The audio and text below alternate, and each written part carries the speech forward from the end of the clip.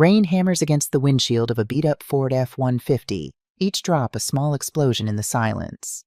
I'm sitting here in the parking lot of Columbia University, watching my son through the blur of rain and tears.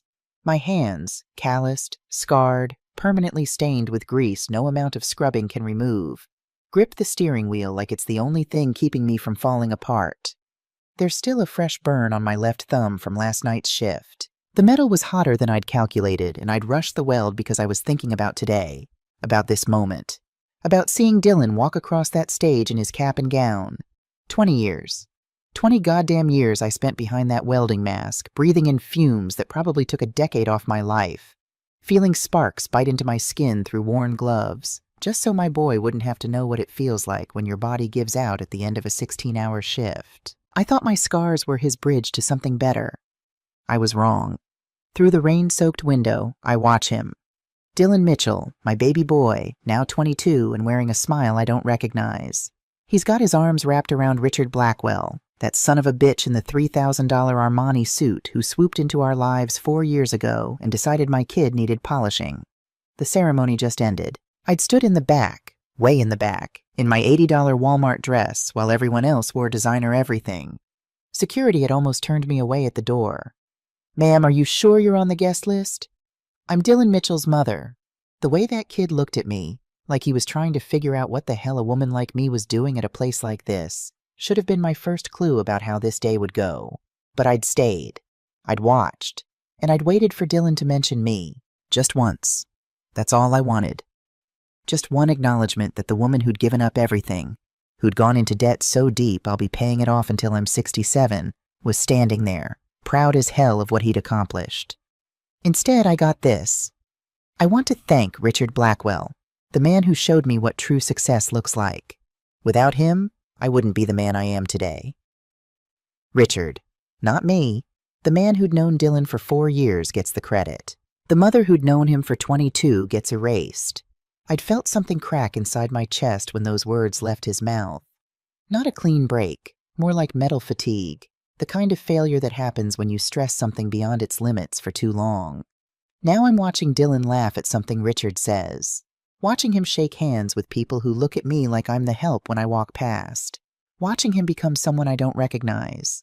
My phone buzzes. It's Linda, my shift partner from the plant. Linda. "Girl, you okay? How's the ceremony?" I stare at the screen. My thumbs hover over the keyboard. How do you tell someone that your son just publicly disowned you in front of 200 people? That he looked straight through you when you tried to catch his eye? That he introduced you to his girlfriend as Sarah instead of my mom? Me. It's fine. Talk later. I set the phone down and look at my hands again. These hands that built his future. These hands he's ashamed of. There's a knock on my window. I jump, expecting security to tell me to move my piece of shit truck away from the nice cars. Instead, it's an older black woman in a Columbia staff uniform holding an umbrella. "Ma'am, you've been sitting here for 20 minutes. You all right?" I roll down the window halfway. "Yeah, I'm good." She doesn't look convinced. "You Dylan Mitchell's mama?" My breath catches. "How did you—" "Baby, I work in the registrar's office. I know who pays the bills." She gives me a knowing look. "And I know who doesn't get thanked." I can't hold it together anymore. The tears come hot and fast. "He didn't even mention me," I whisper. Not once. The woman, her name tag says Gloria, reaches through the window and squeezes my shoulder. "Some children don't learn to appreciate sacrifice until they've made their own.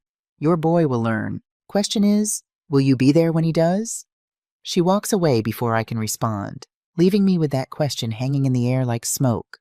Will I be there when he learns? I turn the key in the ignition. The truck sputters. It always does, before catching. As I pull out of the parking lot, I catch one more glimpse of Dylan in my rearview mirror. He's smiling, celebrating, living his best life. And I'm driving away in the rain, just another ghost in his success story. The thing about being a welder is that people think it's just about joining metal. It's not. It's about precision. It's about knowing that one weak joint can bring down an entire structure. It's about understanding that the heat you feel today will leave marks tomorrow. I learned that lesson at 27 when my husband Jake walked out. Dylan was 2. We'd been married for 4 years, and I'd thought we were solid. Turns out our marriage had a weak joint I'd never bothered to inspect. Her name was Melissa, and she was Jake's secretary at the accounting firm where he worked. "I need something different, Sarah," he'd said, standing in our kitchen with his bags already packed. "Someone who understands my ambitions." "What about your son?" I'd asked, holding a toddler Dylan on my hip. "I'll send money." He didn't. Not after the first 3 months, anyway. Then the checks just stopped. Last I heard, he was living in Florida with Melissa and their 2 kids. Dylan's half-siblings that he's never met.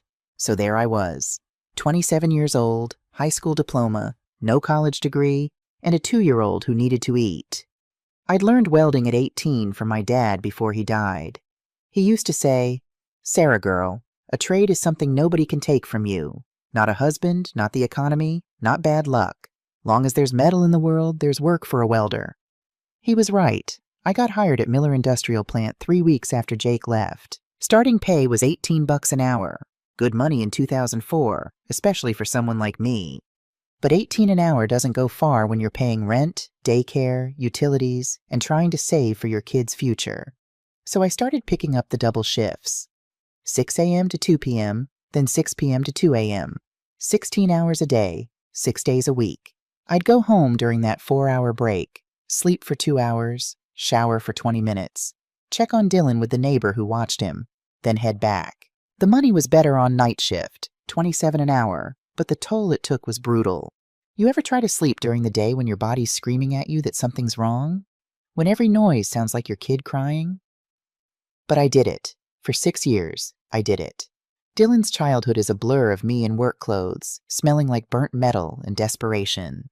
I remember when he was 8. It was summer, and all his friends were going to Disneyland. He came home from his buddy Tyler's house, and I could see it written all over his face before he even asked. "Mom, can we go to Disneyland?" I was sitting at our tiny kitchen table, calculator out, bills spread everywhere. I'd just gotten hit with a $400 car repair that I hadn't budgeted for. "Baby, not this year." "But Tyler's going, and Marcus—" He caught himself. Marcus's dad was a lawyer. Marcus got to go to Disneyland every year. "I know, sweetie.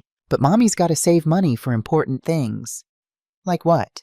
"Like college," I'd said, pulling him onto my lap even though he was getting too big for it.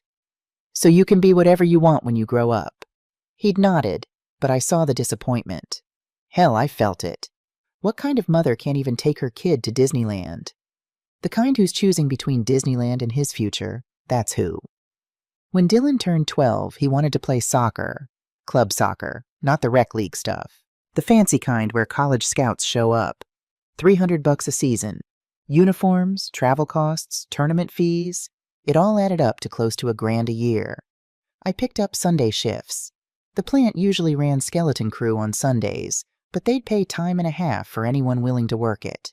$40 an hour. I did it for 3 years straight. Never missed a payment. Never missed one of his games either, even though I'd show up straight from the plant in my work clothes, probably looking like hell and smelling worse. Dylan scored the winning goal in the regional championship when he was 14.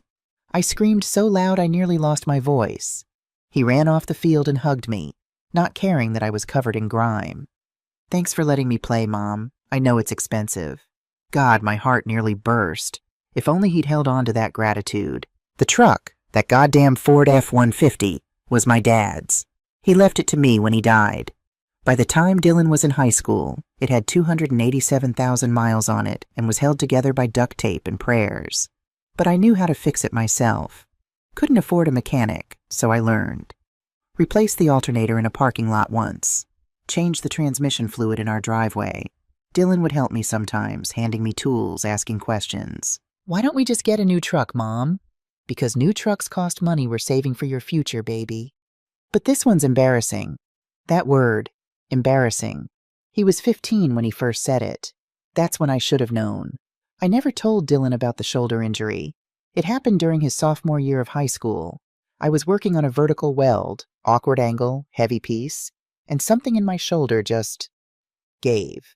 Rotator cuff tear, the ER doctor said. Recommended surgery, physical therapy, 6 weeks off work.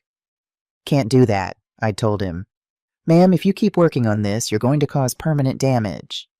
"Then I'll cause permanent damage." They gave me a cortisone shot and a prescription for pain pills that I never filled because they cost $60 and I didn't have it. I worked through the pain for 2 years. Still do, actually. My left shoulder clicks every time I lift my arm above my head. Some mornings I can't even put on a shirt without wincing. But Dylan got his club soccer. Dylan got his SAT prep classes. Dylan got everything he needed. That's what mothers do, right? We break so our kids don't have to. I didn't go to the dentist for 5 years. By the time Dylan was a junior in high school, I had 2 cavities that had turned into root canals. The pain was excruciating. I'd chew on the right side of my mouth only, avoid anything too hot or cold, and pray it didn't get infected. Linda noticed. We were on break one night, and I'd winced while drinking coffee. "Sarah, when's the last time you saw a dentist?" "Don't remember." "Girl, that's not okay. Neither is dental work without insurance." She'd looked at me like I was crazy. "Miller has dental insurance." "Yeah, and it costs $150 a month. That's $150 I'm putting toward Dylan's college fund." Linda didn't say anything after that. What could she say? My diet consisted of ramen, canned soup, and whatever sandwiches I could throw together. $3 a day, max. Meanwhile, Dylan ate real food. Chicken, vegetables, fruit. I'd make him a proper dinner every night. Well, Linda would, since I was working doubles. And he'd eat like a normal teenager should. I survived on coffee and spite. 47 years old now, and I've got the body of someone 60. My knees hurt. My back hurts. My hands are permanently stiff. I've got scars on my arms that'll never fade. Burn marks that turned into keloids because I couldn't afford the scar treatment cream. But Dylan was going to college. Ivy League college. That's what mattered. That's what I told myself every single day for 20 years. Richard Blackwell walked into our lives the summer before Dylan's junior year of high school. I say our lives, but really, he walked into Dylan's life. I was just collateral damage. Dylan had gotten a part-time job at Westfield Country Club, bussing tables, fetching golf clubs, the usual rich people servant stuff. The pay was decent for a 16-year-old, $12 an hour plus tips, and Dylan liked it because he got to see how the other half lives. Those were his exact words. "Mom, you should see these people. They don't worry about money. They just live." Should have been my first red flag. Richard was one of the VIP members. CEO of some investment firm in Manhattan, belonged to half a dozen clubs, drove a different luxury car every week. The kind of guy who tips $100 on a $50 tab just because he can. Dylan caught his attention one day when he mentioned he was taking AP Economics. "Smart kid," Richard had apparently said. "Most guys your age don't think about economics until they're in debt from it." They started talking. At first, it was just casual conversation. Dylan would bring Richard his drinks. They'd chat about the stock market, about business, about ambition. Then Richard started inviting Dylan to sit during his breaks, started giving him books to read. Rich Dad, Poor Dad. Think and Grow Rich. All that prosperity gospel bullshit. Dylan ate it up. "Mom, Richard says the key to wealth is leverage. You use other people's money to build your empire." "That sounds like debt with extra steps, baby." "No, it's different. It's strategic." I should have shut that shit down right there. But I genuinely thought, this was good for Dylan. Having a male mentor, someone successful to look up to. God knows his own father wasn't around to teach him anything. By Dylan's senior year, Richard was basically his fairy godfather. He started taking Dylan to business seminars, networking events, places I couldn't afford to send him and wouldn't have known existed if I tried. Then came Dylan's 17th birthday. I'd planned a small party at our house, invited his friends from school, made a cake from scratch, chocolate with vanilla frosting, Dylan's favorite since he was 6. I'd even sprung for the fancy candles, the ones that relight themselves as a joke. The party was set for 6 p.m. I'd gotten off my shift early, lost out on 4 hours of pay, but it was Dylan's birthday. Worth it. 5:30 rolls around. Dylan's upstairs getting ready. His friends start showing up. Everything's perfect. Then I hear a car horn outside. Not just any horn, one of those expensive, subtle ones that still somehow sounds rich. I look out the window, and there's a brand new BMW 3 Series sitting in our driveway. Black, shiny. Probably cost more than I'd make in 2 years. Richard steps out, wearing a suit that probably cost more than my monthly rent. Dylan comes flying down the stairs. "Is that—" "Happy birthday, kid." Richard tosses him the keys. I'm standing there with my homemade cake, watching my son's face light up like Christmas morning. He's not looking at me. He's not looking at the party I'd planned. He's looking at that car like it's the answer to every prayer he's ever had. "Richard, this is too much," I start to say. "Nonsense. The kid deserves it. He's got potential. I'm just investing in his future." Richard finally looks at me, and there's something in his eyes I can't quite read. Pity, maybe. Or superiority. "Sarah, you've done your best. Now let me show him what's next." Dylan gives me a quick hug, distracted, already itching to get in that car, and says, "Thanks for the party, Mom, but can we do the cake later? I want to take this for a drive." "But your friends are—" He's already out the door. I stand there in my kitchen holding a cake with 17 candles that haven't been blown out, while Dylan's friends awkwardly shuffle out to check out the new car. Linda's daughter, who'd been invited, stays behind. "Ms. Sarah, that cake looks really good." Bless that girl. We ended up eating the whole damn thing together while sitting on the porch, watching Dylan show off his BMW to the neighborhood. The candles melted down to nothing. After that, things changed fast. Dylan started spending more time with Richard, less time at home. He'd come back from their business meetings, talking about portfolios and venture capital and networking strategies. "Richard says I need to upgrade my image if I want to be taken seriously." "Your image is fine, baby." "Mom, I can't show up to Columbia in jeans and t-shirts. I need to look the part." Richard bought him a whole new wardrobe, suits, designer shoes, a watch that probably cost $5,000. Investment in his personal brand, Richard called it. I called it something else, but I kept my mouth shut. The first time Dylan expressed real shame about me was a month before he left for Columbia. We were at a school event, some award ceremony where Dylan was getting recognized for his academics. I'd taken off work, more lost pay, put on my nicest clothes, which still looked like shit compared to the other parents, and showed up proud as hell. Dylan saw me in the parking lot, and his whole face changed. "Mom, what are you doing here?" "It's your award ceremony. Of course I'm here." "But I told you it wasn't a big deal." "Dylan, you're getting an academic excellence award. That's a huge deal." He looked around nervously, like he was checking to see if anyone had noticed us together. "Okay, but can you park somewhere else? My friends are going to see the truck." Something twisted in my gut. "What's wrong with the truck?" "Nothing, just... It's embarrassing, okay?" There was that word again. "I'm your mother. I've driven this truck to every soccer game, every school event, And I appreciate that, Mom. I do. But things are different now. I'm going to Columbia. I need to start thinking about my image." "Your image." "Yeah, Richard explained it to me. First impressions matter. Perception matters. If people see me getting out of that truck, they'll make assumptions about who I am." "And who are you, Dylan?" He didn't answer, just walked away and left me standing in that parking lot, keys in hand, feeling like I'd just been gut-punched.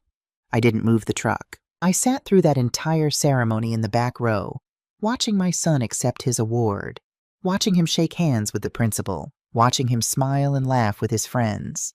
Not once did he look back to find me in the crowd. A week before Dylan left for Columbia, I took him out to dinner, or tried to. "How about Olive Garden, your favorite?" "Mom, can we go somewhere else?" "What's wrong with Olive Garden?" "Nothing, it's just, chain restaurants." Richard says successful people don't eat at chains. Well, successful people can afford not to. "We're going to Olive Garden." We went, but Dylan spent the entire meal looking uncomfortable, checking his phone, barely eating his food. "You used to love their breadsticks," I said. "I still do. It's just different now." "What's different?" He put his phone down and looked at me, really looked at me, for the first time in months. And in his eyes, I saw something that broke my heart. Pity. My own son pitied me. "Mom, you don't understand. I'm about to be at Columbia. I'm going to be around people who summer in the Hamptons, who have vacation homes, who don't worry about money. I need to fit in with them."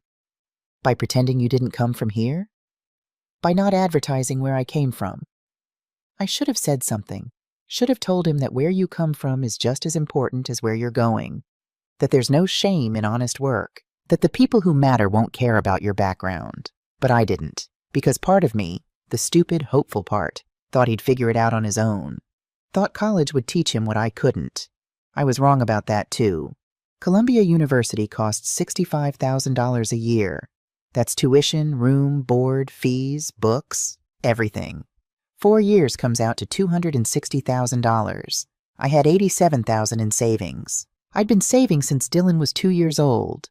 Every spare dollar, every overtime shift, every tax refund, it all went into that account. 20 years of sacrifice, sitting in a bank account with a pathetic 2% interest rate. 87,000. I was so proud of that number. It wasn't enough, not even close. I didn't tell Dylan about the money situation. Not at first. When his acceptance letter came from Columbia, he'd been so happy, jumping around the living room, calling all his friends, texting Richard the good news. It was the first time in months I'd seen him genuinely excited about something that didn't involve designer clothes or luxury cars. "Mom, I got in! I got into Columbia!" I'd hugged him tight, breathed in the smell of his hair like I used to when he was little. "I'm so proud of you, baby. I can't believe it. I'm really going to New York. You deserve it. You worked your ass off for this." And he had. 4 years of straight A's, captain of the soccer team, volunteer work, leadership positions. My boy had earned that acceptance letter. Then he'd pulled back, suddenly serious. "Mom, about the money." "Don't worry about the money. I've got it handled." "You sure?" Because Richard offered to. "No." The word came out sharper than I'd intended. "This is my responsibility. I'm your mother. I'll handle it." Dylan had looked relieved. "Thanks, Mom. I promise I'll make you proud." "You already do, baby." That night, after Dylan went to bed, I sat at my kitchen table with my calculator, a bottle of cheap whiskey, and a notepad. Total needed: $260,000. Savings: $87,000. Shortfall: $173,000. I stared at those numbers until they blurred. How the hell was I supposed to come up with $173,000?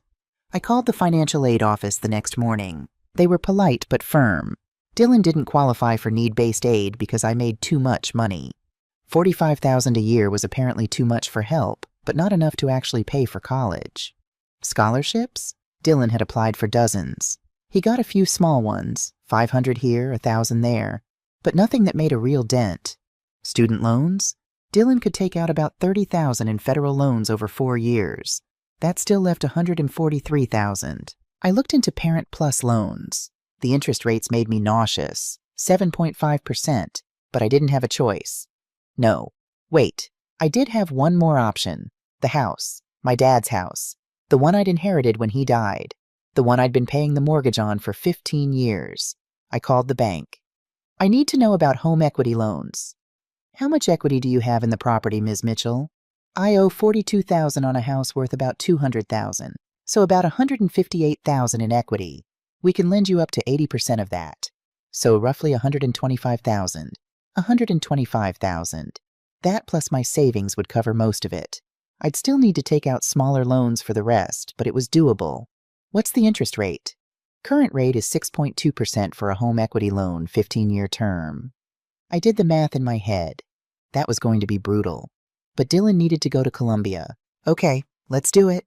The loan officer's name was Brian, mid-30s, wearing a cheap suit, the kind of guy who probably spent his days crushing people's dreams with financial reality. He walked me through the paperwork, his voice professionally neutral. "You understand that if you default on this loan, the bank can foreclose on your home?" "I understand." "And you'll be paying approximately $900 a month for the next 15 years. "I understand." "Ms. Mitchell, with all due respect, are you sure this is wise? That's a lot of debt to take on for my son's education?" I looked him dead in the eye. There's nothing wiser I could do with my life. He didn't argue after that, just slid the papers across his desk. I signed, page after page after page. My hand was shaking by the end. "You're a good mother," Brian said quietly as I handed back the pen. "We'll see," I said. But the home equity loan wasn't enough. Even with the $125,000 from the house and my $87,000 in savings, I was still short $50,000. I went to 3 different banks, took out personal loans at whatever rates they'd give me. First loan, $25,000 at 9.5% interest. Second loan, $15,000 at 11% interest. Credit union, $10,000 at 8% interest. Total debt, $173,000. I'd be paying it off until I was 67 years old, if I lived that long. Given the state of my body, that was a big if. The night before I wired the first tuition payment, I couldn't sleep. I kept thinking about the numbers, about what I'd just done, about the fact that I'd bet my entire future, my home, my retirement, everything, on Dylan's education. Was it worth it? I looked at the photos on my wall, Dylan's school pictures, year by year, that little gap-toothed smile from first grade, the awkward middle school years, the confident senior portrait. Yeah, it was worth it. I never told Dylan the truth. When he asked about the money, I just said, "Don't worry, I've been saving your whole life. We're good." He believed me. Why wouldn't he? I'd been telling him since he was a kid that I was saving for his college.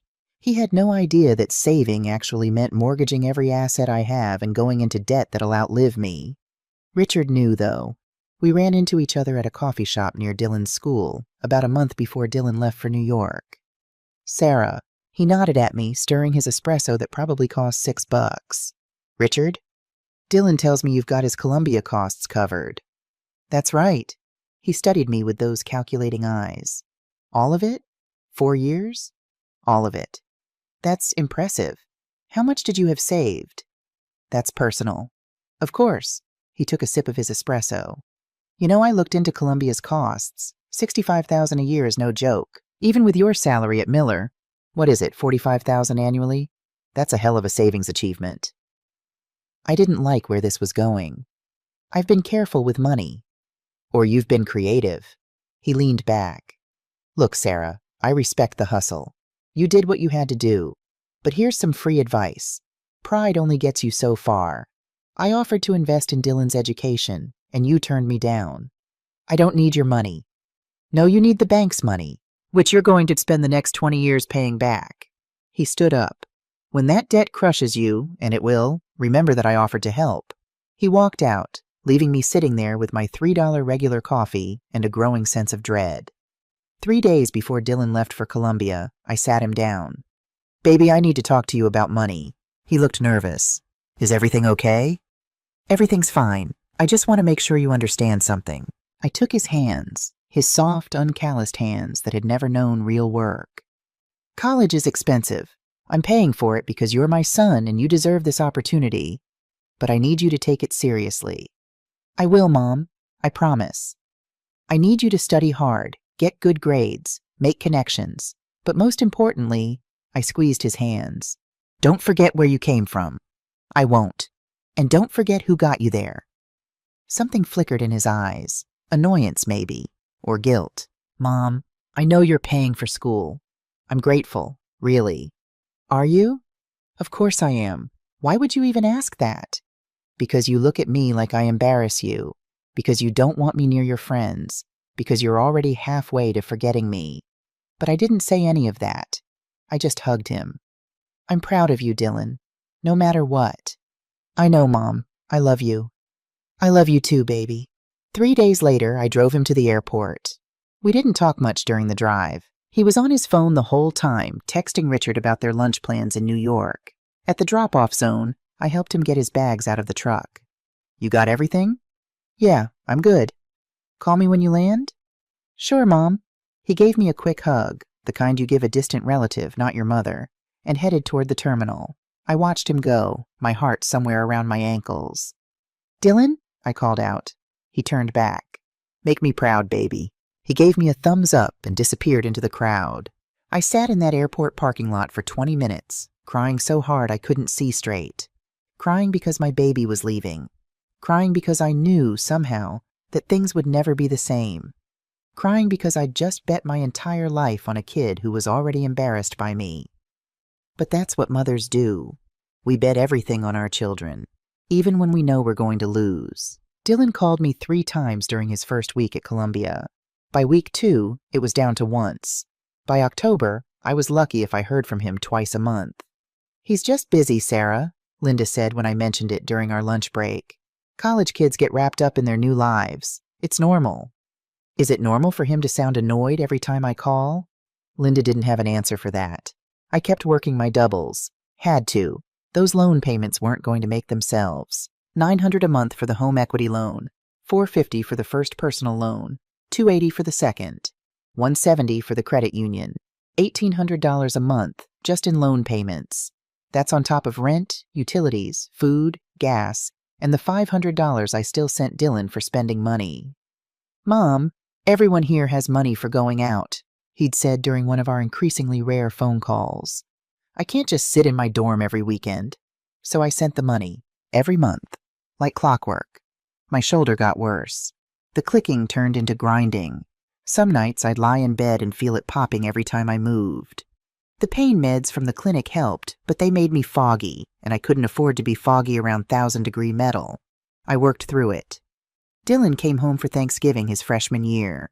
I'd been counting down the days, planning the meal, imagining him walking through the door and hugging me like he used to. He showed up wearing clothes I didn't recognize, designer jeans, a sweater that probably cost more than my weekly grocery budget, shoes that looked like they'd never touched actual pavement.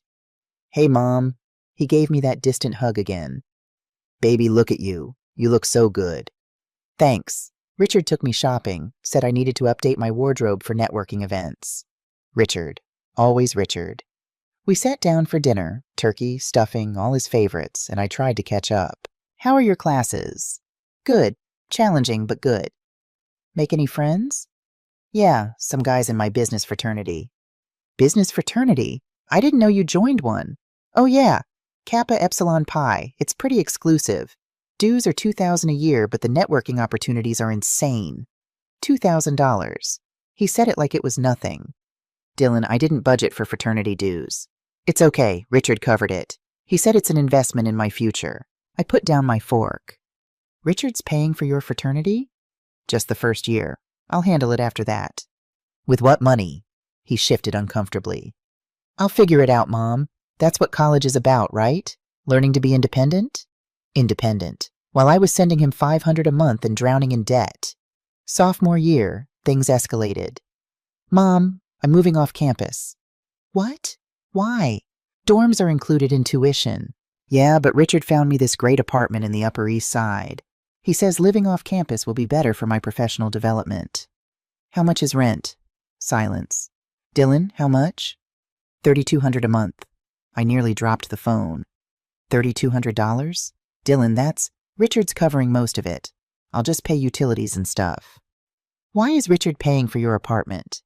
"Because he believes in me, Mom. He sees my potential. He wants to invest in my success." There was that word again. Invest. Like Dylan was a stock portfolio instead of a human being. "Baby, you're taking on too much debt." "It's not debt when it's an investment. It's debt when you owe someone money, Dylan.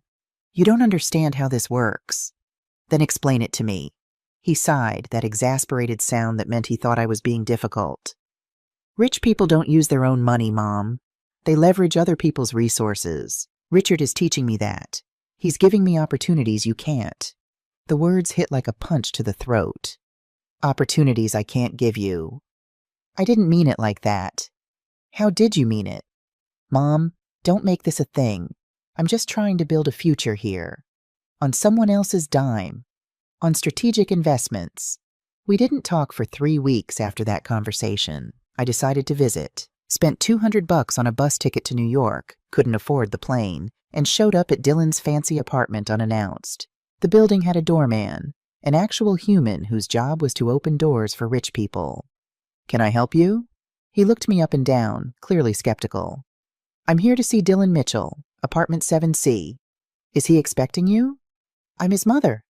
The doorman's expression didn't change, but something in his eyes shifted. Pity, maybe, or surprise. He picked up the phone.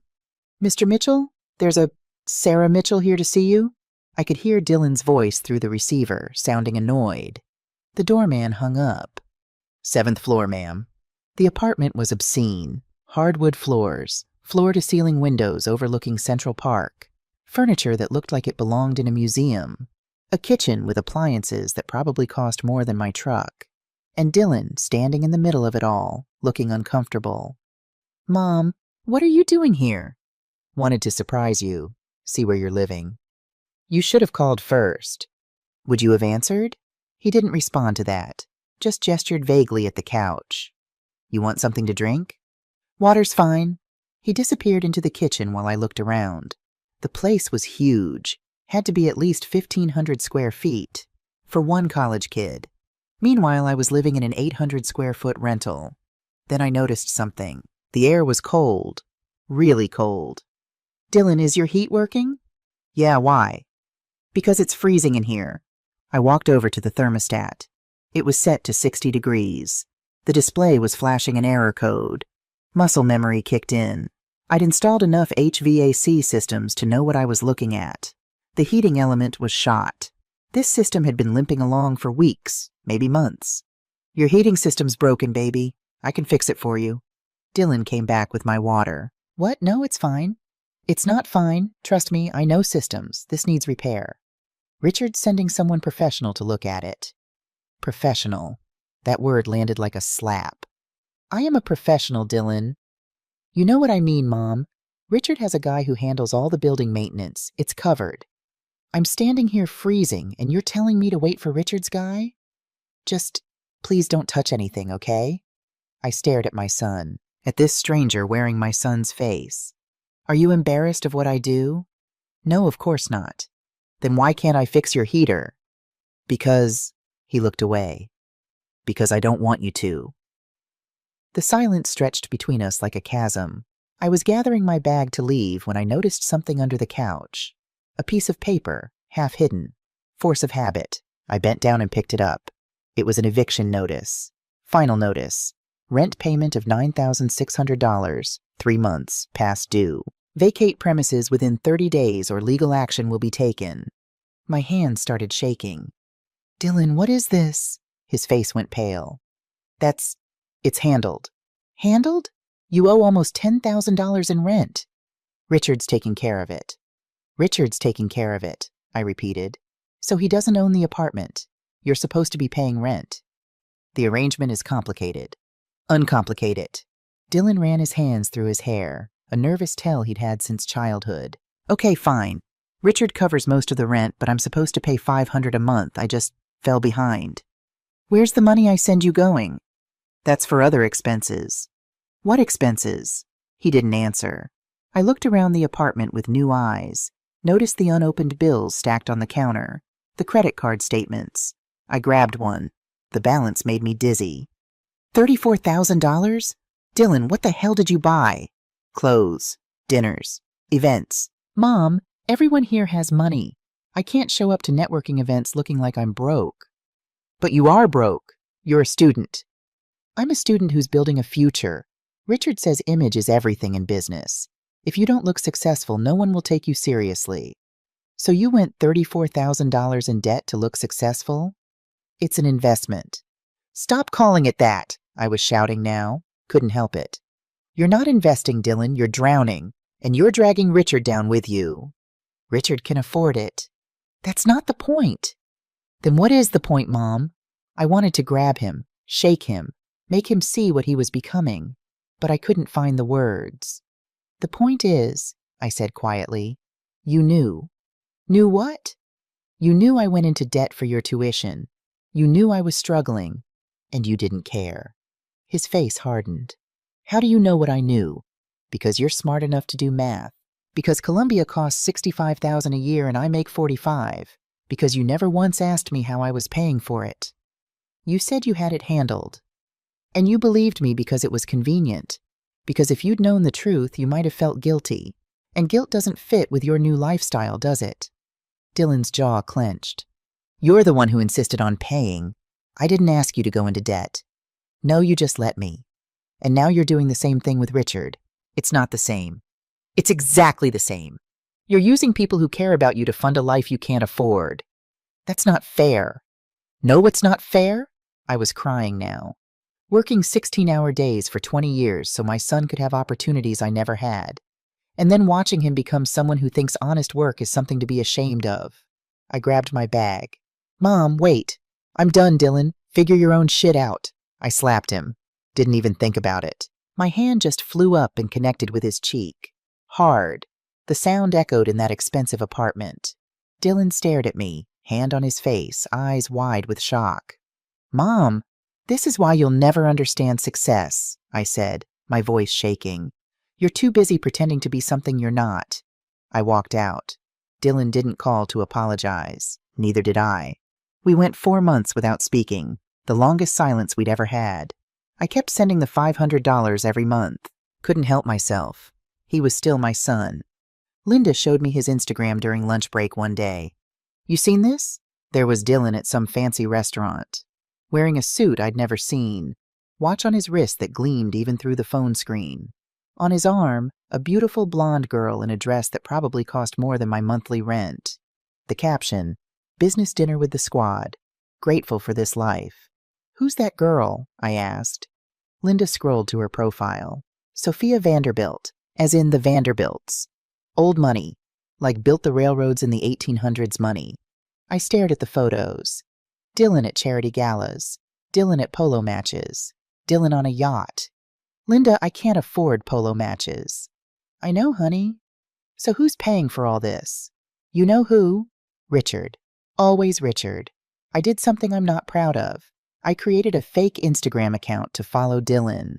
Watched his life unfold in carefully curated squares.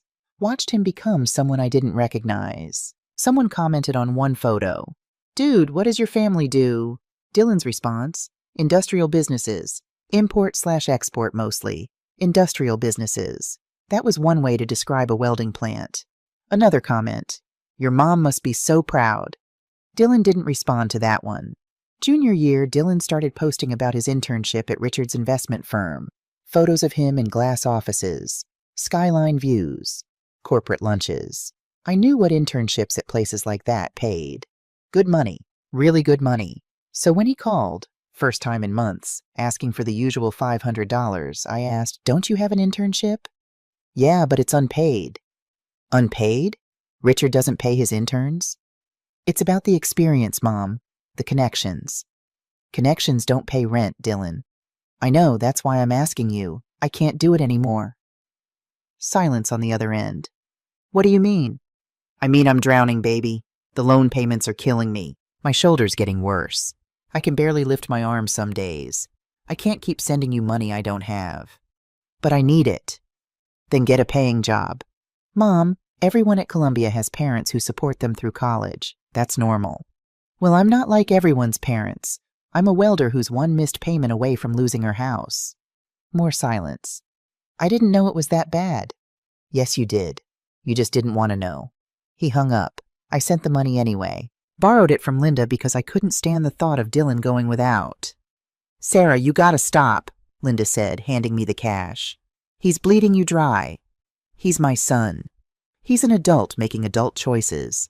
Let him face adult consequences." But I couldn't. That's the thing about being a mother. You can't turn it off. Christmas, junior year. Dylan told me he couldn't come home.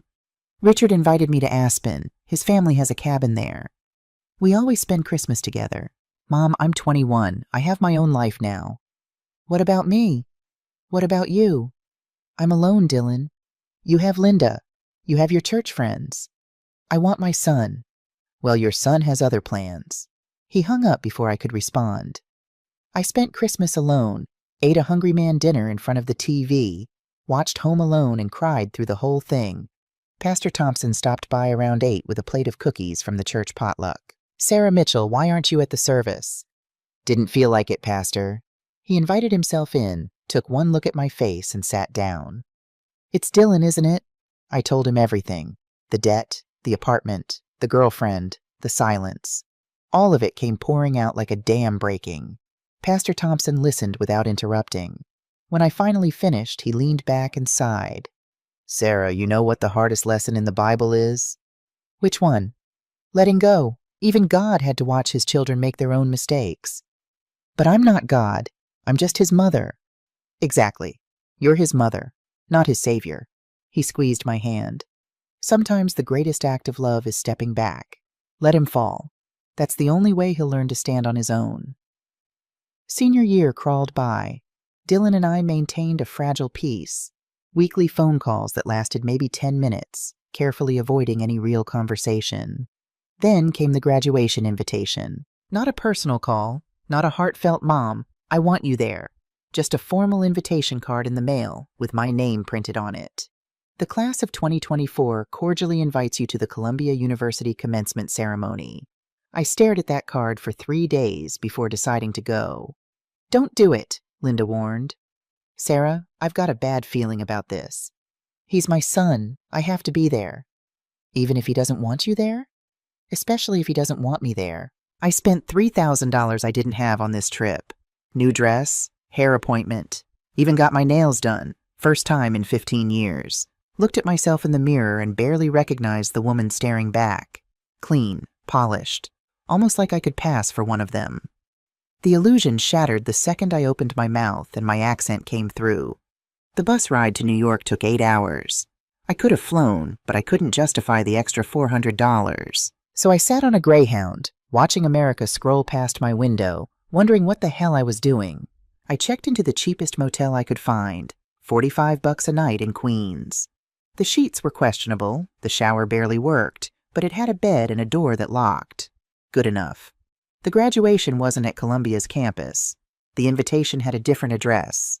Private ceremony at Blackwell Estate, Westchester County. My stomach dropped when I Googled it. The Blackwell Estate. Richard's house.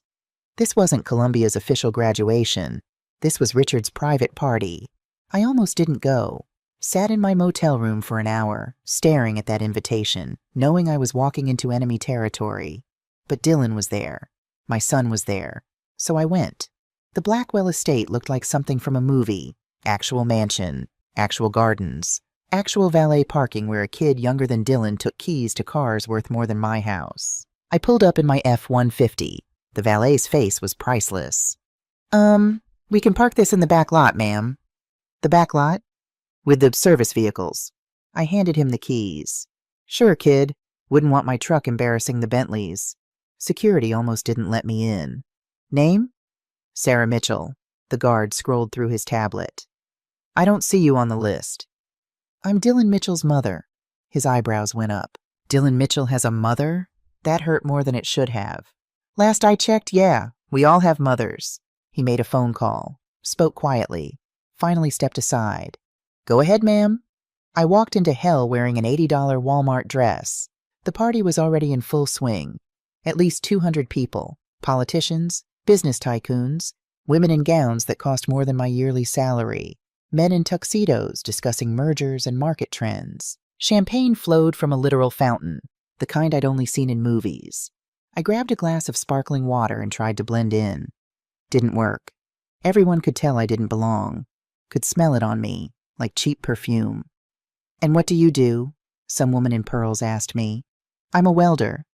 Oh, she literally took a step back. That's interesting. Is your husband here? Don't have one. Oh, another step back. Well, excuse me, I see someone I need to. She disappeared into the crowd. Then I saw him. Dylan, my baby boy, wearing a custom tuxedo that probably cost $5,000. Hair styled perfectly. Smile bright and confident. On his arm, Sophia Vanderbilt, looking like she'd stepped out of a magazine. Dylan, I waved. He saw me. His whole face changed. Went from happy to horrified in half a second. He walked over like he was approaching a car accident. Mom, you made it. I reached for a hug. He gave me that awful distant pat instead. Of course I made it. I'm so proud of you, baby. Yeah, thanks.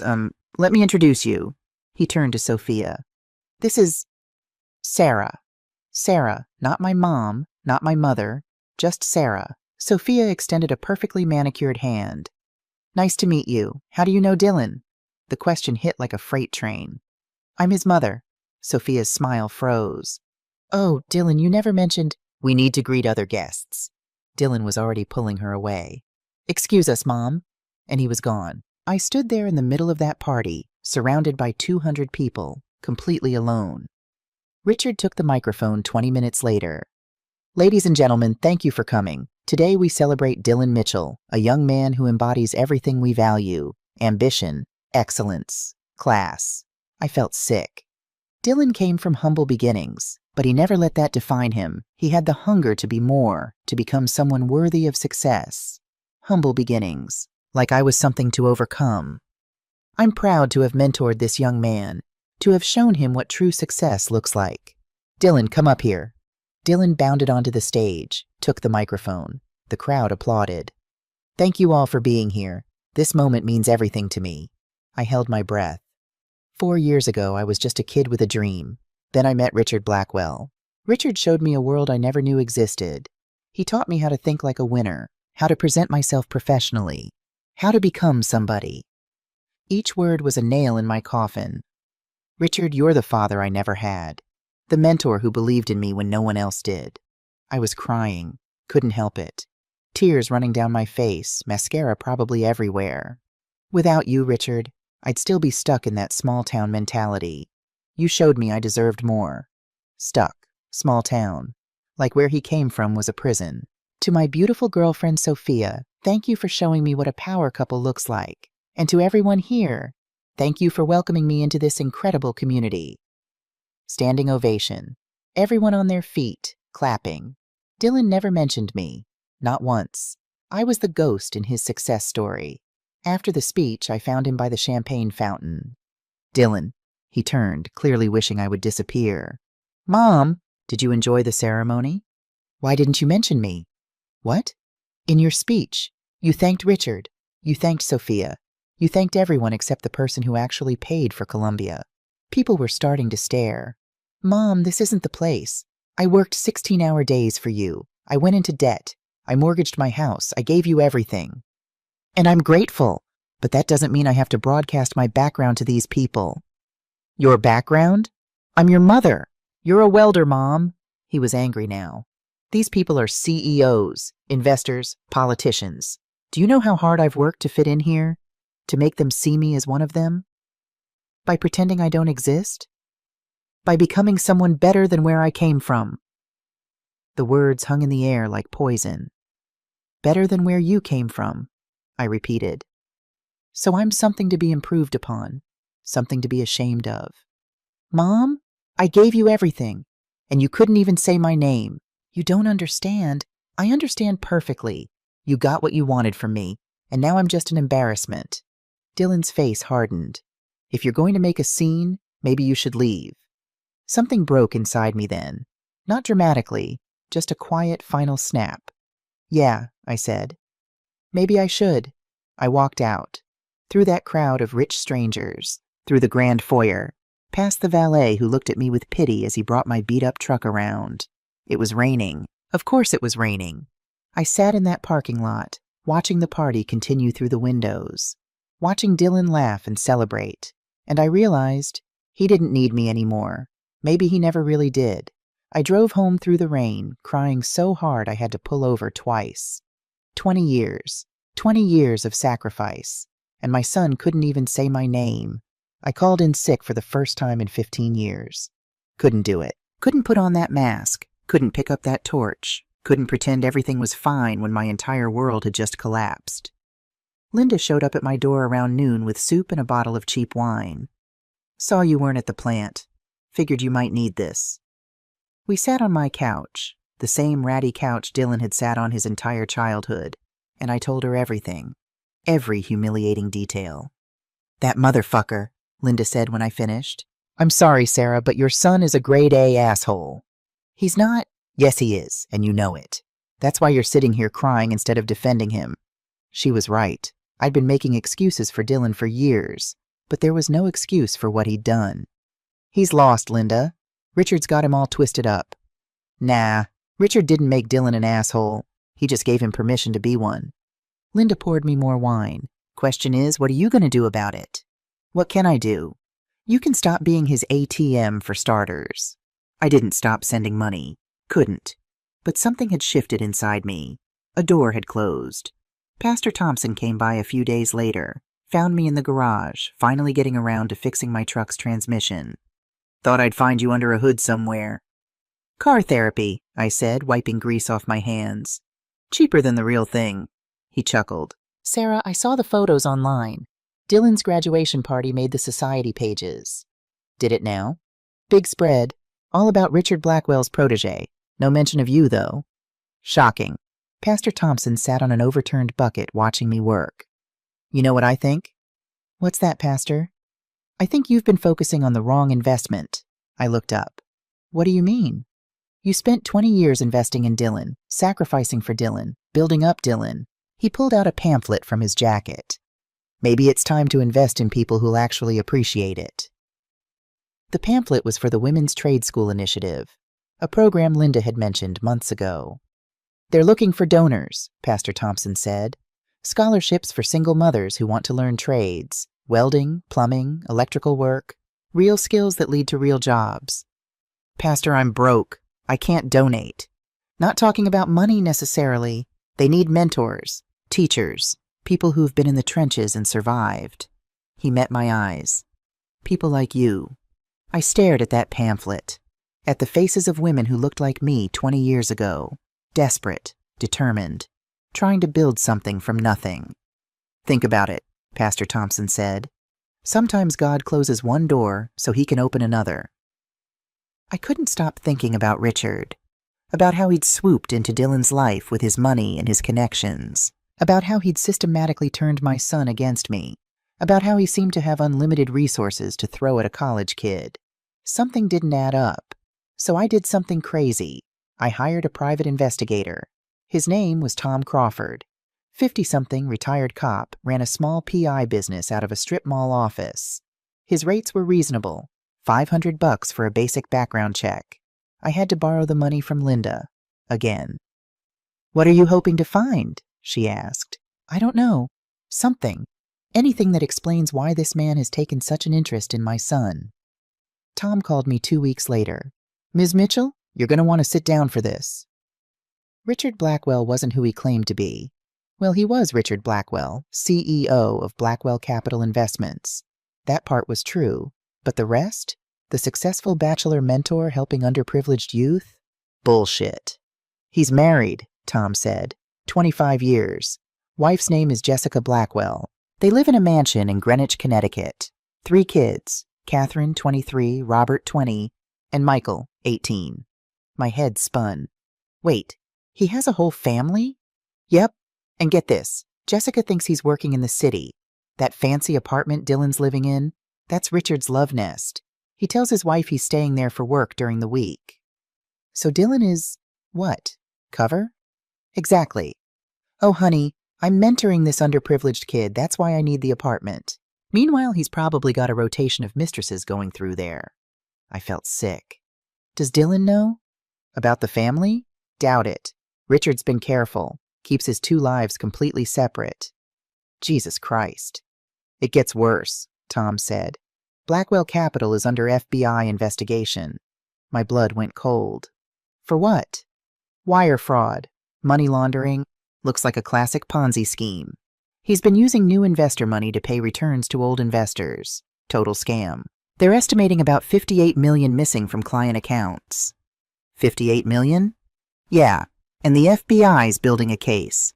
My source says they're planning to arrest him within the next 3 months. I sat there in stunned silence, trying to process it all. "Ms. Mitchell, you still there?" "All that money he spent on Dylan," I said slowly. "The apartment, the clothes, the car, that was all stolen money?"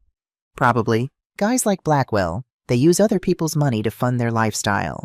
Makes them look successful, which brings in more investors to scam. So when the FBI arrests him, everything goes. The apartment, the cars, all of it. Anyone financially tied to him is going to get dragged into the investigation." Dylan: "Yeah, if your son's name is on any of Blackwell's accounts or agreements, he could be in serious trouble." I spent that night pulling every document I had. Bank statements, loan papers, the trust fund paperwork. Wait, the trust fund. Richard had invested $50,000 into Dylan's trust fund 2 years ago. I'd contributed $100,000, borrowed money, but still. The fund was supposed to be locked until Dylan turned 25. I found the documents in my file cabinet, started reading the fine print. Then I saw it. In the event of bankruptcy or legal seizure of assets, all funds contributed by Richard Blackwell and associated entities may be subject to creditor claims. I called Tom immediately, even though it was midnight. "The trust fund. If Richard gets arrested, can they take it?" "Depends on the paperwork. Why?" "There's language here about creditor claims. Richard contributed $50,000. I contributed $100,000. Okay, so worst case, they take Richard's 50. Your 100 should be safe. But what if Dylan signed something? Something that gave Richard access to the whole thing?" Silence on Tom's end. You think Blackwell had the kids sign over the trust fund? I don't know. But Richard's been teaching Dylan about leveraging assets and investment partnerships. What if he convinced Dylan to sign something? Shit, you might be right. Tom's voice got serious. You need to check that paperwork ASAP. If Dylan signed anything making Blackwell a co-trustee or giving him power of attorney, that whole fund could be seized. I called the bank that held the trust fund first thing Monday morning. I need to know if there have been any changes to account number 4782-9934. Let me check. Yes, there was an amendment filed 14 months ago. My heart sank. What kind of amendment? Dylan Mitchell, the primary beneficiary, added Richard Blackwell as a co-trustee with full withdrawal rights. Full withdrawal rights? Yes, ma'am. Either party can access the funds. Can I see the paperwork? I can email it to you. The document came through 5 minutes later. Dylan's signature, clear as day, on a form that basically handed Richard control of the entire trust fund. I called Dylan immediately. He actually answered. First time in weeks. Mom, I'm in class. Did you sign over your trust fund to Richard? Silence. Dylan, it's not like that. We formed an investment partnership. Richard's teaching me about portfolio management. You gave him access to $150,000. It's still my money, Mom. We're just using it strategically. Dylan, Richard is going to be arrested by the FBI. What? No, that's insane. Where did you hear that? I hired a private investigator. Richard's running a Ponzi scheme. He's stolen $58 million. When the FBI arrests him, they're going to freeze all his assets, including your trust fund. You hired a PI to investigate Richard? Mom, he's also married with 3 kids. That stopped him. What? Richard has a wife and 3 children in Connecticut. You're his cover story for why he needs that apartment. That's not true. Richard told me he's divorced. He lied, Dylan, about everything. And now you've tied your future to a criminal. I don't believe you. Then look it up yourself. Jessica Blackwell, Greenwich, Connecticut. See how long it takes you to find her. He hung up. I called a lawyer that afternoon. Couldn't afford a good one, so I went with a guy who advertised on bus benches. His name was Barry Feldman. Cheap suit, cheaper office, but he knew his stuff. Okay, so here's the situation, Barry said after reviewing the documents. The trust fund contains $150,000. You contributed $100,000. Richard contributed $50,000. Dylan signed a partnership agreement that gives Richard co-trustee status. Can we undo that? Not without Dylan's signature. He's 22, legally an adult. He'd have to revoke Richard's access himself. He won't do that. Then we got a problem. When the FBI arrests Blackwell, and it sounds like they will, they'll freeze everything with his name on it. That includes this trust fund. Even my contribution? Yep. Once the FBI gets involved, everything's frozen until they sort out what money came from where. Could take years. Years? Welcome to federal asset forfeiture. It's a nightmare. Barry leaned back. Your only option is to withdraw your contribution before the arrest. Can I do that? You're the original contributor. The amendment added Richard as co-trustee, but it didn't remove your access. So technically, yes, you can withdraw your $100,000. But you gotta move fast. Once that arrest happens, everything locks down. I withdrew the $100,000 on a Thursday morning. The bank manager tried to talk me out of it. Ms. Mitchell, are you sure? This is a substantial sum. I'm sure. It's just, this money was earmarked for your son's future. My son made his choice. I'm making mine. I walked out of that bank with a cashier's check for $100,000. 20 years of sacrifice, condensed into a single piece of paper. I sat in my truck for 20 minutes staring at that check, thinking about what to do with it. I could pay off my debts. Not all of them, but a decent chunk. Could finally get that shoulder surgery. Could maybe even take a vacation for the first time in 2 decades. Or... I pulled out the pamphlet Pastor Thompson had given me. The Women's Trade School Initiative. Called the number. Hi, my name is Sarah Mitchell. I'd like to talk about starting a scholarship program. The director's name was Patricia O'Brien, 60-something, former union electrician, now running the trade school program out of a community college. How much are we talking? Patricia asked when I explained what I wanted to do. $100,000. I heard her drop something on the other end. I'm sorry, did you say $100,000? I want to create scholarships for single mothers. Full tuition, tools, everything they need to learn a trade. Ms. Mitchell, that's incredible. That could put 12 women through our year-long program. 12 women who'll learn real skills, who'll be able to support their families, who'll never have to depend on anyone again. When can you start? Today.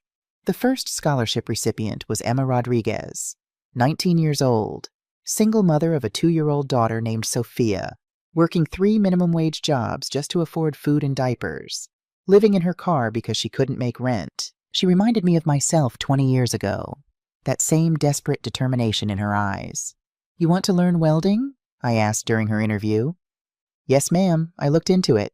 Welders make decent money, enough to get an apartment, to give Sophia a real home. It's hard work. I'm not afraid of hard work. It's dangerous. You'll get burned, scarred. Your hands will never look pretty again. Emma held up her hands. They were already calloused from her cleaning jobs. Don't care about pretty, ma'am. Care about survival. I hired her on the spot. I started volunteering at the trade school 3 nights a week, teaching basic welding, sharing techniques I'd learned over 20 years. The women in my class were all stories like Emma's, all fighting to build something better, all willing to work for it. Why are you helping us? Emma asked one night after class. We were cleaning up, putting away the equipment. Her first week, and she'd already gotten the hang of MIG welding. Because someone should have helped me, I said. And because work like this, honest work, it has value, real value, not the fake value that comes from appearances or connections. You talking about your son? I'd mentioned Dylan once in passing, hadn't gone into details. Yeah. What happened with him? I told her. Not everything, but enough. About the sacrifice, about Columbia, about the graduation where he didn't mention my name. Emma was quiet for a long time after I finished. My daughters, too, she finally said. Sophia, and I've been so scared that one day she'll be ashamed of me, that she'll look at her mom, the welder, and wish she had some fancy corporate mom instead. You give her everything you've got and she'll know. Your son didn't. My son forgot, but that's on him, not me. I did right by him. That's all any parent can do. Emma hugged me then, tight, the kind of hug I hadn't gotten from Dylan in years. You're a good mom, Ms. Sarah, even if he can't see it. The FBI arrested Richard Blackwell on a Tuesday morning, made the national news, helicopters following his perp walk, reporters shouting questions, Richard in handcuffs, looking terrified. Investment CEO arrested in $58 million Ponzi scheme. I watched it on my phone during lunch break at the plant. Holy shit, Linda said, looking over my shoulder. That's Dylan's guy. Yep. You think Dylan knows? He's about to. Dylan called me 3 hours later, hysterical. Mom, they arrested Richard. The FBI came to the office. They took everything. They're freezing all his accounts. My apartment lease is being terminated. The car's being repossessed. Mom, I don't know what to do. First time he'd called me Mom in months. Where are you right now? Still at the apartment, but they said I have 72 hours to vacate. What about the trust fund? Silence. Dylan, what about the trust fund? It's frozen. The FBI seized it as part of the investigation. All of it? Yeah. They said because Richard was a co-trustee, they have to examine all the transactions. Could take months to sort out. Or years. What? Federal asset forfeiture cases take years, Dylan. That money's gone. I heard him start to cry. Actual sobs. Mom, I'm screwed. I owe $67,000 in credit card debt. The creditors are already calling. Sophia broke up with me, said she can't be with someone under investigation. My job offers got rescinded. Everyone thinks I was in on Richard's scheme. Were you? What? No, I had no idea he was... You had no idea he was married either. Or that he was running a scam. You were so busy enjoying the lifestyle you never bothered to ask questions. That's not fair. None of this is fair, Dylan, but you made your choices. You chose Richard over me. You chose appearances over honesty. Now you're facing the consequences. So you're just going to let me suffer? Part of me wanted to. The petty hurt part that he'd wounded at that graduation. But I couldn't. No, I said quietly. I'm going to tell you the truth. The apartment's gone. The car's gone. The money's gone. Your fancy lifestyle? It was all built on stolen money and lies. So now you have to decide, do you want to keep chasing that fantasy, or do you want to build something real? I don't know how to build anything real. Then maybe it's time you learned. Dylan showed up at my door 4 weeks later. It was 2 a.m. I'd just gotten off a double shift, body aching, barely able to stand. Heard the knock and nearly ignored it. Opened the door to find my son standing there with one suitcase. He looked like hell. Hadn't shaved. Clothes wrinkled. Eyes hollow. Mom. We stood there in my doorway, staring at each other. All the anger, all the hurt, all the disappointment hanging in the air between us. Can I come in? I stepped aside. Dylan sat on that same couch from his childhood, the one that had held him through homework sessions and video games and movie nights, before Richard, before Columbia, before he decided I wasn't good enough. I lost everything, he said quietly. The apartment, the car, my credit score. I've got $67,000 in debt and no way to pay it. I haven't eaten in 2 days. I went to the kitchen, made him a sandwich, just peanut butter and jelly, all I had, but he ate it like it was a 5-star meal. The FBI questioned me 3 times, he continued between bites. They think I knew about the scheme. My name's in all the papers as Richard's associate. I can't get a job. No one will hire me. What about your degree? Worthless. Everyone Googles me and sees the scandal. I'm toxic. I sat down across from him, studied my son's face, saw the boy I'd raised underneath the entitled asshole he'd become.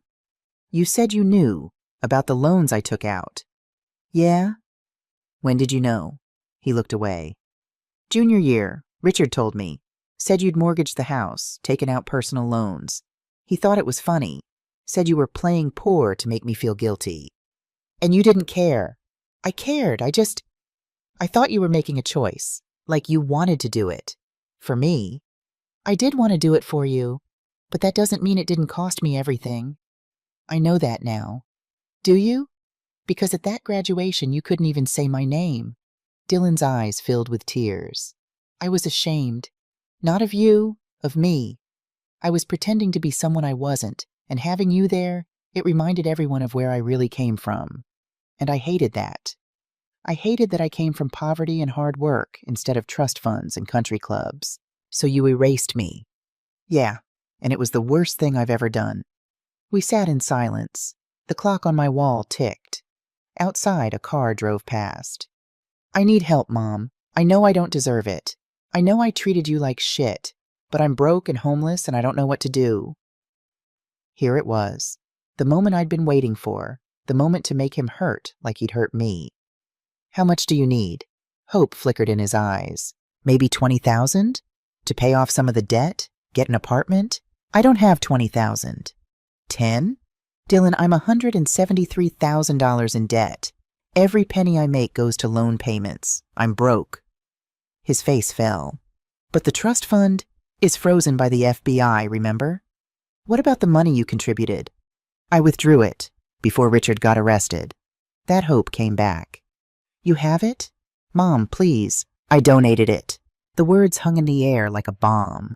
You what? I donated it to a trade school scholarship program for single mothers. Dylan stared at me like I'd lost my mind. You gave away my college fund? My college fund.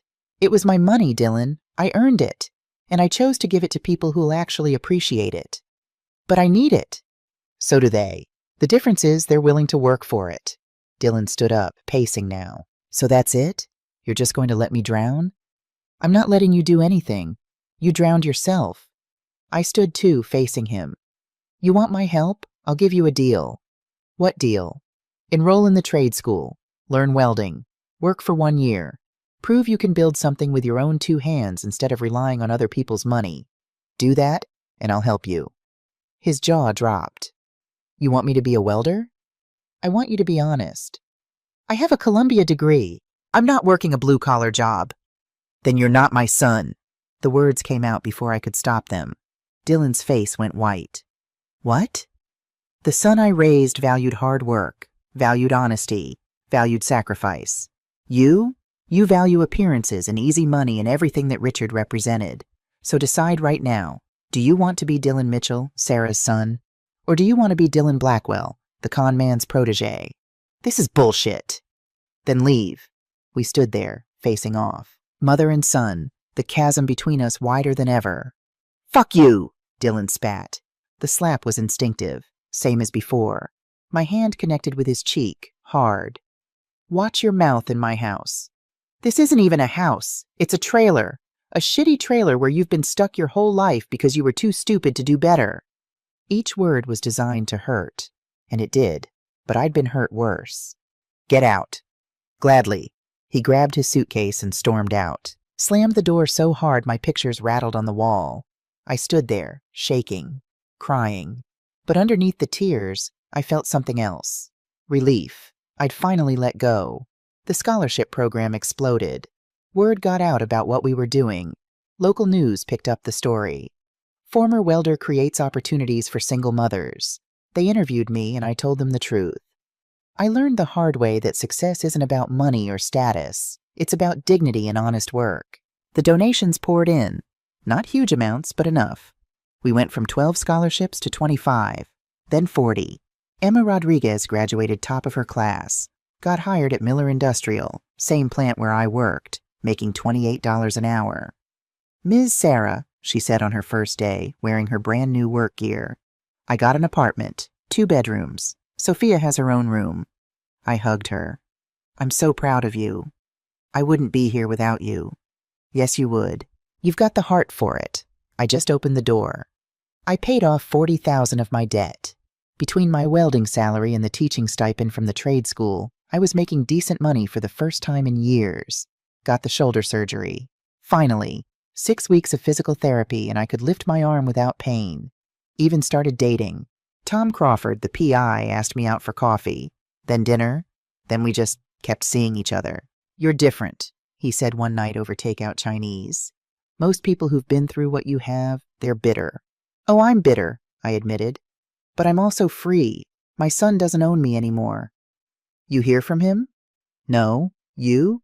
Tom had kept tabs on Dylan, not officially, just out of curiosity. He's in a homeless shelter in Manhattan, still trying to find work, but the scandal's following him. My heart ached, but I didn't reach out. Sometimes love means letting people hit rock bottom. I saw Dylan on the news one evening. Not a news story about him. He was in the background of a segment about New York's homeless population, standing in a soup kitchen line, wearing clothes I didn't recognize. Linda was over for dinner. She saw me freeze. That him? Yeah. You okay? I don't know. We watched the rest of the segment in silence. When it ended, Linda squeezed my hand. He's got to come to you, Sarah, on your terms. What if he doesn't? Then he doesn't, and you keep living your life. Dylan showed up at the trade school on a Tuesday evening. I was teaching my intro to welding class. 12 women, all eager, all taking notes like their lives depended on it. Because they did. The key is steady hands, I was saying. You rush it, the joint fails. You take your time, stay patient. Ms. Mitchell? Patricia poked her head in. Someone's here to see you. Class isn't over for another. I think you'll want to take this. Dylan stood in the hallway, thinner, beard grown out, wearing jeans and a flannel shirt that looked third hand. Hi, Mom. The women in my class were all watching through the doorway. Great, an audience for whatever this was. Dylan, what are you doing here? I came to... He swallowed hard. Is it too late to enroll? I stared at him. Enroll in what?